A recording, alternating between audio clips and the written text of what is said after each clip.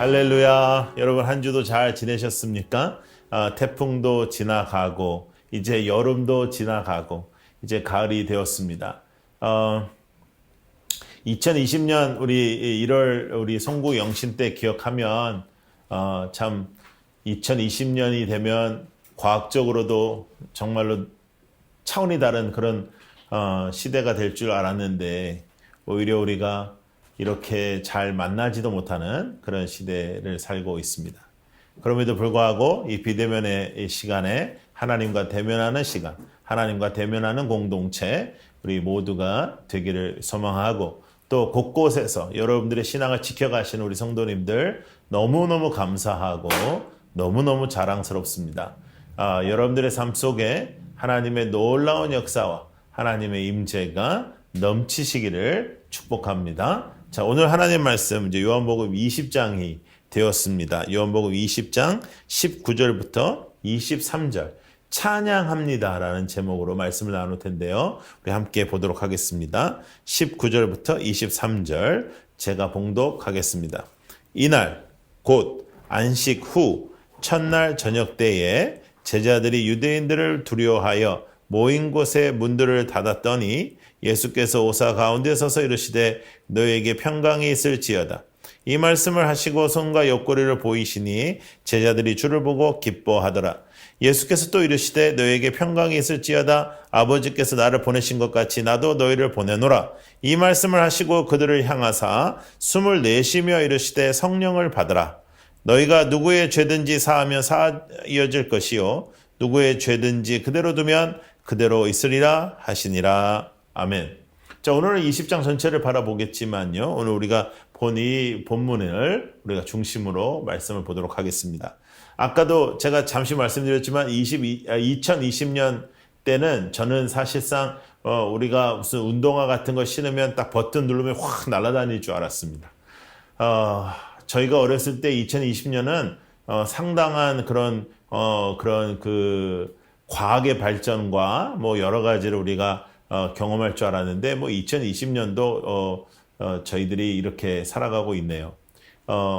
코로나로 통해서 우리는 많은 것을 지금 누리지 못하고 또 지금은 가까운 커피숍에서도 우리가 만나지 못하는 그런 시간들을 우리가 겪고 있습니다.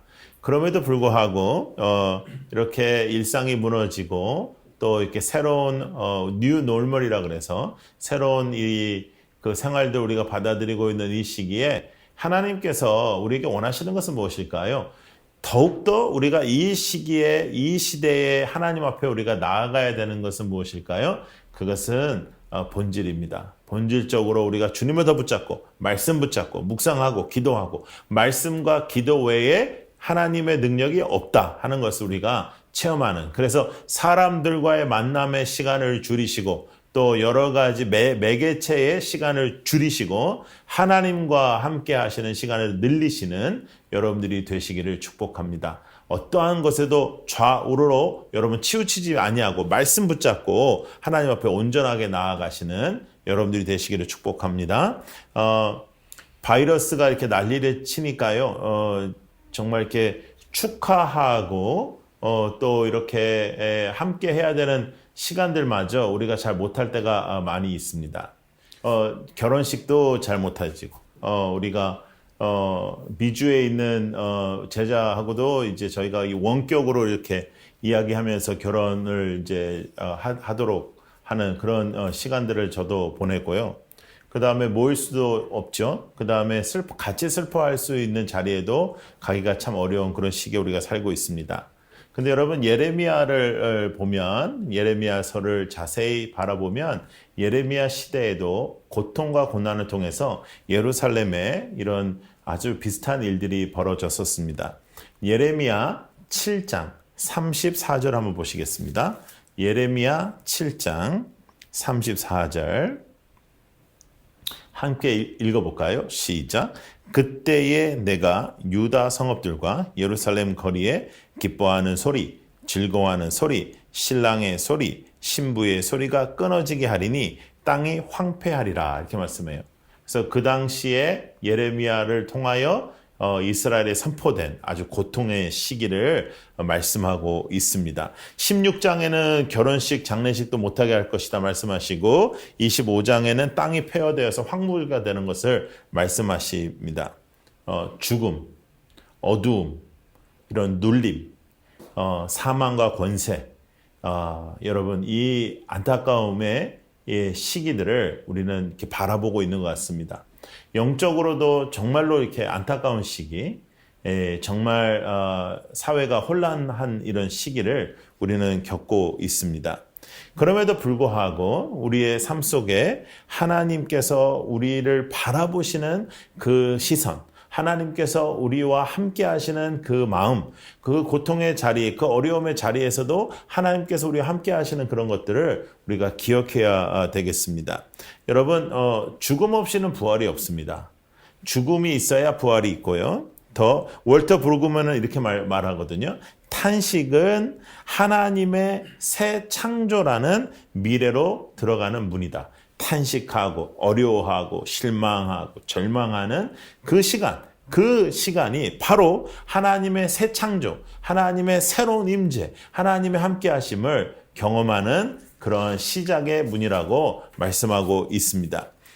여러분, 하나님께서 우리와 함께 하시는 것을 체험하는 우리 모두가 되기를 원하는데요. 우리가 20장을 보시면 이제 20장 1절에서 안식 후 첫날 일찍이 아주 어두울 때에 막달라 마리아가 무덤에 와서 돌이 무덤에서 옮겨진 것을 봤다 이렇게 말하죠.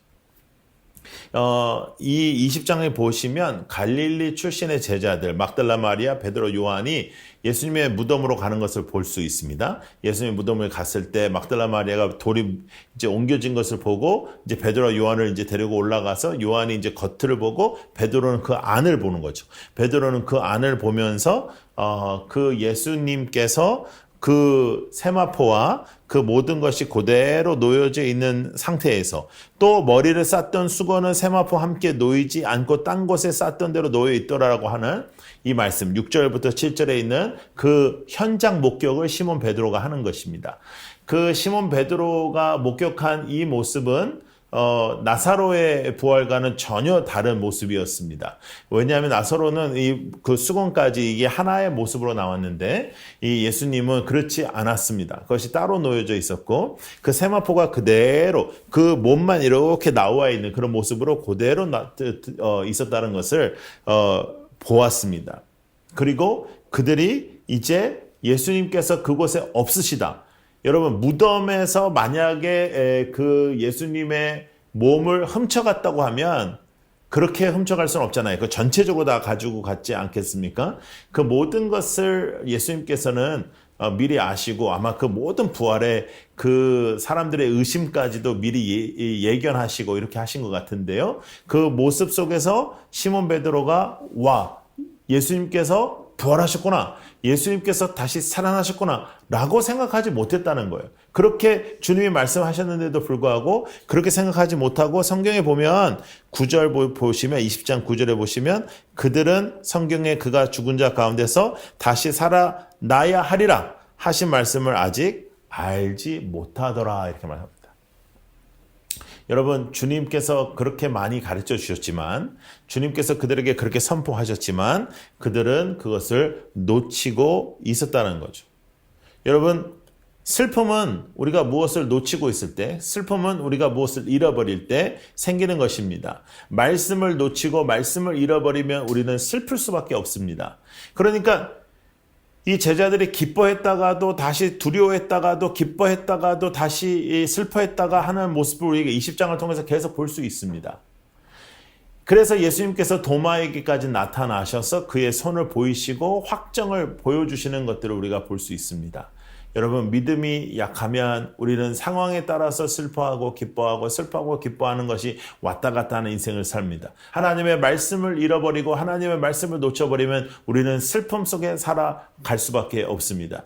코로나 블루라고 하고 우울증이 오고 여러 가지 지금 탄식과 절망과 여러 가지 경제적인 아픔과 여러 가지 그런 힘든 속에서 우리가 살아가고 있지만 주의 사람은 주님의 부활을 믿는 사람들입니다. 사망과 권세를 이기시고 부활하신 예수 그리스도를 믿는 것입니다. 부활하신 예수 그리스도의 이름을 믿는 것입니다. 사망과 권세 모든 문제를 이기신 예수 그리스도를 우리가 믿는 것입니다. 왜 그 부활하신 그 장소에 갔으면서도 그 기쁨을 누리지 못했을까요? 하나님의 말씀을 알지 못했기 때문입니다. 하나님의 말씀을 기억하지 못했기 때문입니다. 여러분, 우리가 이 시기에 더욱더 하나님의 말씀에 집중하길 원해요. 사람과 만남이 불편해진 이 시기에 그래도 기어코 누군가를 만나려고 노력하지 마시고 이때는 기도하고 말씀 보고 기도하고 하나님과 함께하는 시간을 늘려가는, 그래서 하나님을 향한 뜨거운 열정의 새로운 역사들이 여러분들의 삶 속에 드러나기를 축복합니다. 19절에 예수님께서 그들에게 이제 나타나십니다. 예수께서 오사 가운데 서서 이르시되 너에게 평강이 있을지어다 말씀하세요.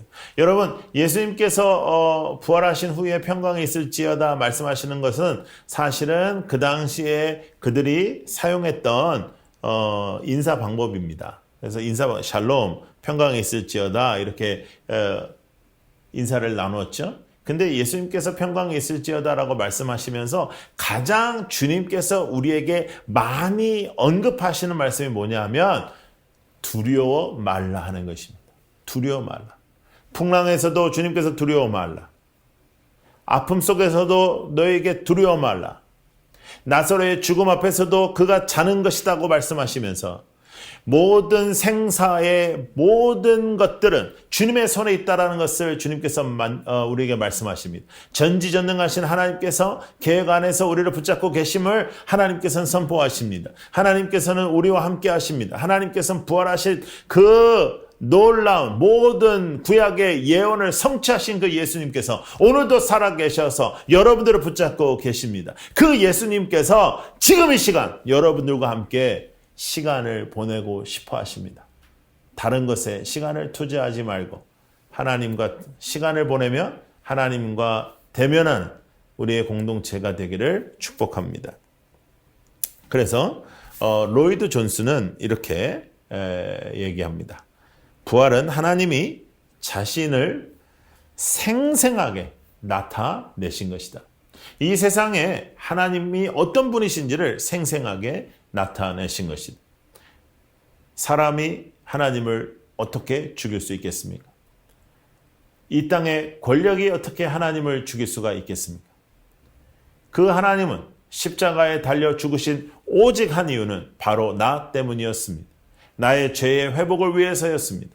그리고 그 하나님께서 부활하셔서 승리를 선포하시고 더 이상 이 세상의 것으로 두려워하지 말라 말씀하고 계십니다. 이 세상의 문제로 두려워하지 말라. 이 세상의 어떤 일들로 두려워하지 말라. 너무 여러분 이 세상의 일이 조금 잘 된다고 해서 너무 기뻐하고 또 이 세상의 일이 조금 잘 안 된다 해서 너무 지쳐하고 너무 슬퍼하지 않고 이 상황적인 것에 너무 흔들리지 않으며 업앤다운을 너무 기복이 너무 심하지 않도록 여러분 정서적으로도 우리가 건강하게 주님을 따르기를 소망합니다. 여러분, 주님은 다시 살아나셨습니다. 주님은 사망과 권세를 이기시고 다시 사셨습니다. 주님은 이 땅에서 승리를 이미 선포하셨습니다. 그 하나님을 우리가 붙잡고 살아가는 것입니다. 여러분, 평강이 우리 공동체 안에 있어야 됩니다. 평강이 가정 안에 있어야 됩니다. 그리고 그 평강이 peace, 평화, 또 평강. 그 하나님의 그 회복하시는 그 놀라운 평강의 은혜가 여러분들을 통해서 여러분들이 가는 곳곳마다 이루어지기를 원합니다. 피스 메이커가 되십시오. 부활하신 예수의 이름으로 여러분들이 무너진 곳에, 끊어진 곳에 다시 다리를 만드는 그런 역할을 하십시오. 그리고 여러분들이 무너진 관계와 무너진 그 삶 속에서 하나님과의 관계 회복, 또 사람과 사람과의 관계 회복을 이루는 피스메이커의 삶을 살아가시기를 축복합니다. 예수 그리스도는 하나님과 우리의 관계를 회복시키시고 화목하게 하셨습니다. 그렇다면 우리의 공동체에서도 서로 화목하고 사랑하고 남을 남보다 아니죠. 어떻게 해야 되죠? 남을 나보다 더 귀하게 여기는 우리 모두가 되기를 축복합니다. 여러분, 카메라 보면서 설교하는 것이 그렇게 쉽지 않습니다. 예. 여러분, 우리의 삶 속에서 하나님의 임재가 나타나야 되는데 하나님의 살아계심과 하나님의 부활의 능력이 어떻게 나타날까요? 우리의 관계 회복에서 나타날 수 있습니다. 공동체 회복에서 나타날 수 있습니다. 주님의 화평, 그 화평함을 만들어내는 피스메이커로서의 삶을 우리가 살아가는 우리 모든 라이트하우스 사람들이 되기를, 성도들이 되기를 바랍니다. 그래서 우리가 새롭게 되는 걸 우리가 renew 한다 그러죠. 그 다음에 renovation, 우리가 맨날 말하죠. 집도 다시 우리가 renovate 한다 그러죠. 새롭게 되는 것, revival, 부활, 부흥, resurrection, 이 모든 부분들 여러분 우리의 삶 속에 다시 살아난다는 뜻이에요. revival, 다시 살아난다. 여러분 다시 살아나는 역사가 우리 안에 있어야 됩니다. 옛 모습은 죽고 다시 살아나고, 옛 생각은 죽고 다시 살아나고, 옛 생각과 옛 버릇은 죽고 다시 하나님의 모습을 닮아가는 우리의 삶이 나타나기를 원합니다. 새로운 미래가 우리에게 있습니다. 새로운 미래, 새로운 역사들이 우리를 기다리고 있습니다. 이 고난과 이 어려움과 이런 질병들의 시대를 지나고 나면 또 새 창조의 역사를 하시는 하나님께서 우리의 탄식과 우리의 고통과 우리의 눈물의 시간이 계속되는 것이 아니라 이 시간을 하나님 앞에서 우리가 정말로 겸손하게 기도하며 주님의 말씀을 붙잡고 살아갈 때 하나님께서는 새 창조의 역사를 이루어 내실 것입니다. 그 새 창조의 역사가 여러분들에게 있을 줄로 믿습니다. 다시 한번 우리 예레미야서를 한번 보도록 하겠습니다. 예레미야 33장입니다. 예레미야 33장 10절부터 14절까지 한번 읽어보겠습니다. 자, 예레미야 33장 10절부터 14절. 여호와께서 이와 같이 말씀하시니라. 너희가 가리켜 말하기를 황폐하여 사람도 없고 짐승도 없다 하던, 여기 곧 황폐하여 사람도 없고 주민도 없고 짐승도 없던 유다 성읍들과 예루살렘 거리에서 즐거워하는 소리, 기뻐하는 소리, 신랑의 소리, 신부의 소리와 및 만군의 여호와께 감사하라. 여호와는 선하시니 그 인자하심이 영원하다 하는 소리와 여호와의 성전에 감사제를 드리는 자들의 소리가 다시 들리리니 이는 내가 이 땅에 포로를 돌려보내어 지난 날처럼 되게 할 것임이라. 여호와의 말씀이니라. 지난 날처럼 하나님께서 회복시키신다는 거예요. 만군의 여호와께서 이와 같이 말씀하시니라. 황폐하여 사람도 없고 짐승도 없던 이곳과 그 모든 성읍에 다시 목자가 살 곳이 있으리니 그의 양떼를 눕게 할 것이라. 산지 성읍들과 평지 성읍들과 네겝의 성읍들과 베냐민 땅과 예루살렘 사면과 유다 성읍들에서 양떼가 다시 계수하는 자의 손 아래로 지나리라. 여호와께서 말씀하시니라. 여호와의 말씀이니라. 보라, 내가 이스라엘 집과 유다 집에 대하여 일러준 선한 말을 성취할 날이 이르리라. 말씀하시는 거예요. 여러분, 때가 되면 계속 어려운 시기가 이루어지는 것이 아니라 죽음에서 부활하신 예수 그리스도의 예언이 성취된 그 역사처럼 하나님의 말씀은 성취됩니다. 하나님의 역사는 우리와 함께합니다. 황폐한 시기만 있는 것이 아닙니다. 어려운 시기만 있는 것이 아닙니다. 죽음의 시기만 있는 것이 아닙니다. 그리고 이 세상의 시기만 있는 것이 아닙니다. 우리는 천국의 시기가 다가올 것이며 승리의 시기가 다가올 것이며 하나님의 임재의 시기가 다가올 것이며 이 어려운 시간 속에서도 예수 그리스도의 부활하심을 체험하고 하나님의 말씀을 체험하고 하나님과 1:1의 관계 회복만 있다면 이 시간도 우리에게는 놀라운 축복의 시간이 될 줄로 믿습니다. 여러분, 하나님은 살아계십니다. 제자들의 입장에서 예수 그리스도의 십자가의 죽음 이후의 3일은 암흑과 같은 시간입니다. 절망의 시간입니다. 탄식뿐만 아니라 목숨을 잃어버린 듯한 한 시간입니다. 이제 갈 곳이 없습니다. 무엇을 해야 될지 모릅니다. 지금까지 내가 무엇을 위해서 살아왔는지도 모릅니다. 그러나 그들의 삶 속에 사람은 밀어 놓을 수 없는 그 돌을 예수께서 밀어 놓으시고 빈 무덤을 보여주십니다. 그 사망과 권세를 이기신 그 빈 무덤을 보여주십니다. 그것을 목격하게 하십니다. 말씀만 하신 것이 아니라 그것을 성취하시고 그 성취하신 장소를 증거케 하십니다. 보게 하십니다. 여러분, 예수 그리스도의 증거, 예수 그리스도의 살아계심, 예수 그리스도의 진리는 우리의 삶을 통해서 이 땅에 증거되어야 합니다. 기독교가 그 일을 해야 합니다. 기독교는 살아계신 하나님을 증거하는 공동체입니다. 여러분, 두려워하지 마십시오.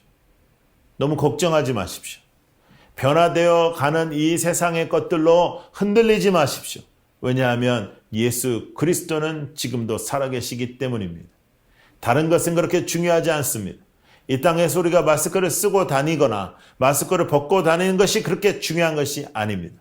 더 중요한 것은 우리의 신앙이 똑바로 주님 앞에 서는 것입니다. 신앙이 똑바로 설 때 하나님의 역사가 있는 것입니다. 하나님의 놀라운 임재가 우리 안에 있는 것입니다. 여러분, 초대교회는 그 어려운 고난과 핍박 속에서도 그들은 항상 부흥을 위하여 기도했습니다. 부활하신 예수, 다시 사신 예수, 부활, 리바이벌, 다시 사는 것. 여러분, 예수의 부활은 이 땅의 부흥으로 이어져야 합니다. 예수의 부활은, 다시 사신 예수의 능력은 우리가 다시 사는 것과 우리가 다시 살아 증인이 되어 이 땅의 영혼들이 다시 사는 것을 경험하는 것입니다. 부흥의 역사가 일어나야 합니다. 이제는 기독교가 어려운 시대가 되었다고요? 이제는 교회의 부흥이 어려운 시대가 되었다고요? 아닙니다. 전체적으로 사회가 무슨 말을 하든지 하나님의 말씀이 임재되는 곳에, 하나님의 역사가 임재되는 곳에, 예수 그리스도의 십자가의 역사가 있는 곳에, 그리고 부활을 믿는 하나님의 사람들이 있는 곳에 부흥은 반드시 일어납니다. 라이트하우스 무브먼트가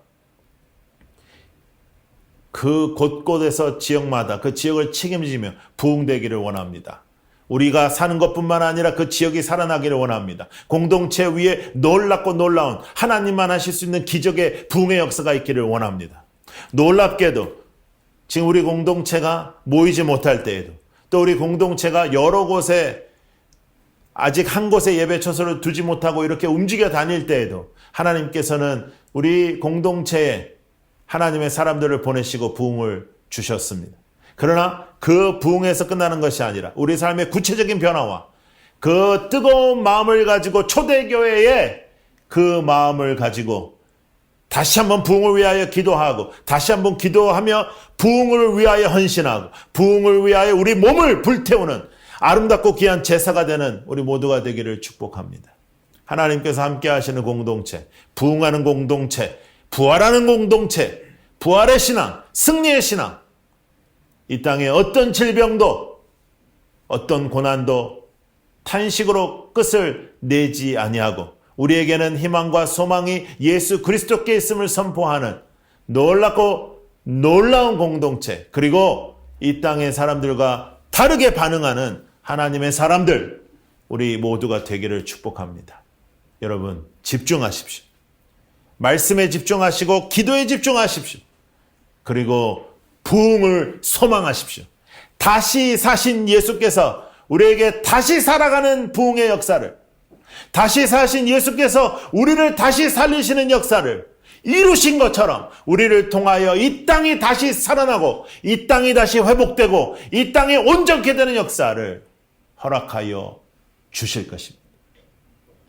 하나님의 놀라운 임재를 기대하십시오. 그리고 그 하나님의 손에 쓰임받는 라이트하우스 되기를 축복합니다. 기도하겠습니다.